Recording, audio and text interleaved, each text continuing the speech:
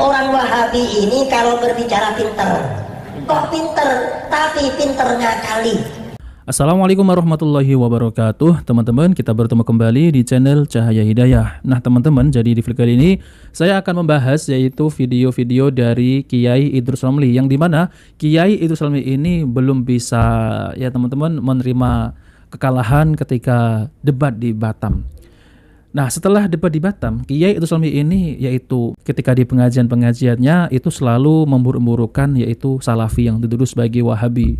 Dan banyak cacian-cacian yang Kiai Idrus Ramli itu ucapkan, bahkan tuduhan-tuduhan, fitnah-fitnah dan lain-lain. Padahal ketika berdebat dengan Ustadz Dr. Firanda Andirja dan bersama Ustadz Dr. Zainal Abidin, itu Kiai Idrus Ramli itu sudah mengakui bahwasanya tahlilan itu adalah budaya, sudah menjadi budaya tradisi di tengah-tengah masyarakat. Tapi ini sudah tradisi, jadi kalau dihilangkan nanti kita yang dimusuhi. Nah seperti itu teman-teman. Jadi pengakuan Idrus Ramli ini jejak digitalnya itu masih ada dan bahkan sampai saat ini. Tapi kenapa setelah debat yaitu dengan Ustadz Dr. Zainal Abidin, Kiai Idrus Ramli ini malah makin menjadi dan makin memusuhi yaitu dakwah Salafi yang dituduh sebagai Wahabi. Coba kita lihat teman-teman ya. Di setiap pengajiannya itu selalu ya mengatakan bahwasanya Wahabi ini sesat, Wahabi ini maling, Wahabi ini iblis, Wahabi ini setan dan lain-lain. Dan bahkan ya Kiai Idrus Ramli ini katanya pernah berdebat ya di Ustadz Wahabi di Bali, di Sumatera, di Jawa, di mana-mana, di Bogor dan lain-lain. Dan katanya semua kalah dengan argumen Kiai Idrus Ramli. Tentunya Kiai Idrus Ramli ini ada dendam yang tersembunyi ketika kalah debat dengan Ustadz Dr. Zainal Abidin. Nah oke teman-teman, seperti apa videonya? Mari kita simak videonya. Orang Wahabi ini kalau berbicara pinter, kok pinter, tapi pinternya kali. Pinter ngakali. Kok dikatakan ngakali? Mereka itu bicaranya saja. Wahabi kalau ditanya, Wahabi kamu ini tujuannya apa? Okay. Mereka pasti menjawab, kita ini mengajak umat Islam kembali kepada Al-Quran dan hadis. Ya bagus toh. Itu ajarannya. Nah kalau sudah ngomong begitu, gimana caranya kita jawab? Padahal itu semuanya hanya propaganda. Propaganda. Omong kosong. Mengapa omong kosong? Karena yang dimaksud kembali kepada Al-Quran versi Wahabi bukan kembali kepada Al-Quran seperti yang ditafsirkan, seperti yang difahami oleh para ulama ahli tafsir. Tetapi maksud kembali kepada Al-Quran yang pertama kembali kepada terjemahannya. Itu yang pertama. Yang kedua, kembali kepada penafsiran Al-Quran seperti yang mereka maui, bukan yang dikehendaki oleh para ulama. Itu Wahabi. Coba kalau Wahabi menerangkan ajaran agama, pasti buka terjemahan. Mengapa buka terjemahan? Tidak pernah belajar kitab tafsir. Nah teman-teman, jadi seperti itu ya gaya pengajiannya Kiai Idrus Ramli, selalu yaitu memfitnah, menuduh bahwasanya Wahabi ini tidak belajar tafsir Al-Quran. Ini jelas fitnah teman-teman.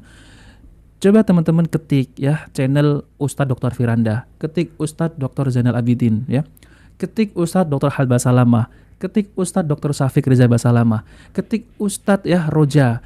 Di situ banyak yaitu kajian-kajian tafsir Al-Quran ya teman-teman. Itu hanyalah fitnah. Ini saya kasih channel-channel yang saya sebutkan tadi itu, yang teman-teman ada sebagian kan yang belum tahu apakah benar ya Salafi Wahabi ini tidak belajar tafsir. Teman-teman bisa ketik ya yang saya sebutkan tadi. Tentunya ini adalah fitnah dari Kiai Idrus Ramli, yang dimana Kiai Idrus Ramli ini dulu itu belum move on kali ya, yaitu ketika berdebat dengan Ustadz Dr. Zainal Abidin, yaitu yang ada di Batam. Dan Kiai Idrus Ramli ini benar-benar ya ibaratnya itu mati kutu ya teman-teman. Karena apa? Tidak bisa menjawab apa yang dilontarkan oleh yaitu Ustadz Dr. Zainal Abidin tentang terkait masalah tahlilan dan lain-lain. Nah, dalil-dalil yang diucapkan, yang dibawakan oleh Ustadz Dr. Zainal Abidin itu sangat kuat sekali. Ustadz Dr. Firanda juga ya teman-teman, itu sangat kuat sekali. Tapi kalau Kiai Idrus Ramli itu dalilnya comot sana, comot sini dan lain-lain, dan kebanyakan itu nggak nyambung ya. Dan sudah mengakui bahwasanya tahlilan itu adalah sudah menjadi tradisi budaya di tengah-tengah masyarakat. Kalau kita mengatakan tahlilan itu bid'ah, kita yang dimusuhi. Itu kata Kiai Idrus Ramli. Ma yaf'alun nasu minal istima' indal mayyit wa sun'it ta'am minal bid'ahil munkar. Enggak tanggung-tanggung alladhi yusabu ala man'iha. Apa yang dikerjakan oleh orang ketika ngumpul-ngumpul setelah kematian dan membuat makanan termasuk bid'ah mungkaroh yang diberi pahala orang yang melarangnya. Saya yakin semua Pak Kiai tahu kitab ini, I'anatul Talibin. Tadi dari Ustadz Zainal Abidin membicarakan masalah tahlilan. Padahal ini nanti ada sesi khusus ya tentang tahlilan. Memang tahlilan ini di dalam kitab I'anatul Talibin, bid'ah mungkaroh, dalam sebagian lain dikatakan bid'ah makruhah. Bid'ah makruhah orang yang memerangi akan mendapatkan pahala. Tapi persoalannya ini sudah menjadi budaya, sudah menjadi adat, kalau diperangi malah kita yang dimusuhi. Nah teman-teman, jadi saya juga sudah melihat video fullnya. Ternyata Kiai Idrus Salmi ini memang ngeyel ketika berdebat dengan Ustadz Dr. Zainal Abidin. Jadi pembelaan Kiai Idrus Salmi ini bukan di atas kebenaran ya teman-teman, yaitu pembelaan yang ngawur sekali. Nah maka dari itu Kiai Idrus Salmi ini mengakui bahwasanya tahlil itu adalah budaya. Nah, jadi sudah clear ya teman-teman.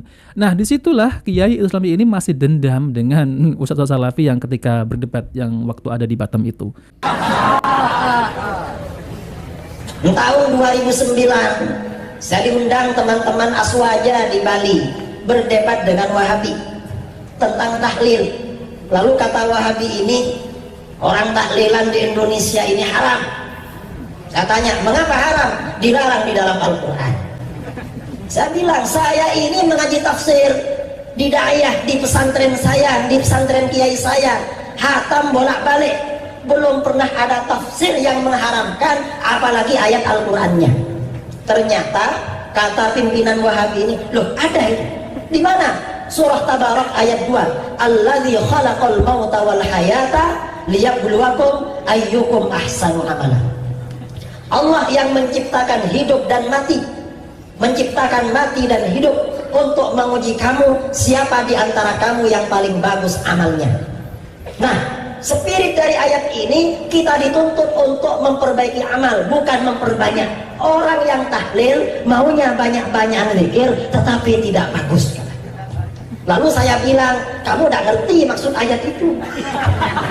Mengapa tidak ngerti? Yang menjadi spirit dari ayat ini, kita ini yang paling bagus amalnya. Kebalikan dari bagus itu adalah jelek. Berarti melarang amalan yang jelek, bukan melarang amalan yang banyak. Kalau amal soleh, apalagi zikir, semakin banyak semakin bagus, semakin baik. Di dalam Al-Quran, ya ayyuhalladzina amanu dzkurullah dzikran katsira. Berzikirlah kamu kepada Allah sebanyak-banyaknya, tapi kalau kamu sedikit-dikitnya, jangan sebanyak-banyaknya. Nah teman-teman, jadi itu semua fitnah ya. Mana ada ya Ustadz Salafi yang dituduh sebagai Wahabi ini ketika berdebat mengambil ayat seperti itu ya teman-teman. Gak ada. Coba teman-teman yang belum pernah lihat debat antara Kiai Idrus Salmi ini dengan Ustadz Dr. Zainal Abidin, bisa diketik ya, debat Aswaja dengan Salafi. Itu nanti akan muncul ya teman-teman. Nah seperti itu teman-teman. Jadi mereka itu akan menjatuhkan lawannya ya, entah benar ataupun itu salah, ya mereka nggak peduli gitu ya. Yang penting lawannya itu jelek gitu. Nah seperti itu ya teman-teman. Jadi dengan fitnah-fitnahan seperti itu, malah dakwah Salafi ini semakin berkembang ya, semakin diminati dari yang tua maupun yang muda. Nah seperti itu teman-teman. Jadi yang benar pasti akan makin berkembang. Dan yang batil ya kita lihat sendiri ya teman-teman, bagaimana dakwahnya Kiai Idrus Salmi ini banyak yang ya seperti itu ya, memburu-burukan, lalu kemudian menuduh, menfitnah dan lain-lain. Kita sudah lihat kok ya, jejak digital Kiai Idrus Salmi ini mengakui bahwasanya tahlilan itu adalah budaya dan tradisi. Nah oke teman-teman, jadi itu saja yang ingin sampaikan. Jika video ini bermanfaat, jangan lupa like dan subscribe di channel Cahaya Hidayah. Wabillahi taufiq wal hidayah. Wassalamualaikum warahmatullahi wabarakatuh.